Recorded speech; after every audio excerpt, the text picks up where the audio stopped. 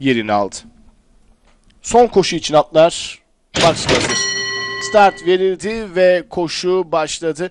Bakıyorum dağınık bir çıkış oldu değerli yarışseverler. 3 numaralı Hamza Bin Davut ve 1 numaralı Gallardo rakiplerinin 4 boy kadar gerisinde kalırken 12 numaralı Rose Bishop, 13 numaralı Redfish ve 6 numaralı Baba Kartal da çıkışta ikişer boy kaybetti.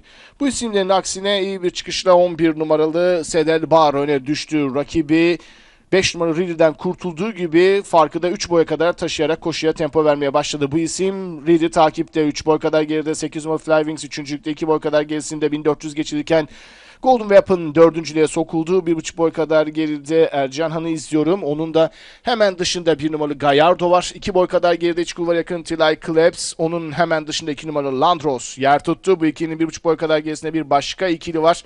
İç kulvara yakın öndeki mücadeleyi takip eden bir diğer isimse 13 numaralı Redfish. 2.5 boy kadar geride Baba Kartal. Baba Kartal'ın da hemen dışında Hamza Bin Davut. 2 boy kadar geride grubun son sırasında 12 numaralı Rose Bishop şeklinde safkanlar son viraja doğru yaklaşıyorlar. Yüksek temposuyla 11 numaralı Sedel Bar 800 geçirken farkı 10 boya kadar taşıdı. Reader takibini sürdürüyor. 2 boy kadar gerisinde dışarıdan yaptığı ataklarla 4 numaralı Golden Weapon 3.lüğe sokuldu. Flywings 4.lükte kaldı. Onların 1 boy kadar gerisinde Ercihan Han kendini 5.liğe atmaya çalışıyor. Son düzlüğe 11 numaralı Sedel Bar'ın liderliğe çıktık ki buralarda fark 5-6 boy kadar. 5 numaralı Reader 2. ligde hemen dışta 4 numaralı Golden Weapon var. İç kulvarda Flywings, geriden Ercihan Han'ın, dışarıdan 1 numaralı Gallardo'nun çabalarıyla safkanlar son 300'e doğru ilerliyorlar. En dış kulvardan 2 numaralı Landros'a kendini gösterdi. Azalan farklara rağmen 11 numaralı Sedel var. Koşun liderliği yapmayı sürdürüyor. Pistin ortasında 4 numaralı Golden Weapon var. Dışarıdan Ercihan Han kendini gösterdi. Şimdi dışarıdan Ercihan Han gelmeye çalışıyor. İç kulvardaki Sedel Bar'ı yakalamak adına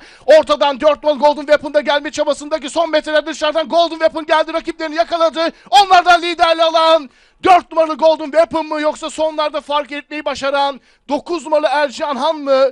Koşudan galip ayrıldığı karar varış hakemlerine kaldı. 10 numaralı Kuyunotis, 11 numaralı Sedel Bar, 7 numaralı Tilay Krebs arasındaki tabelanın son iki basamağı da varış hakemlerine kaldı.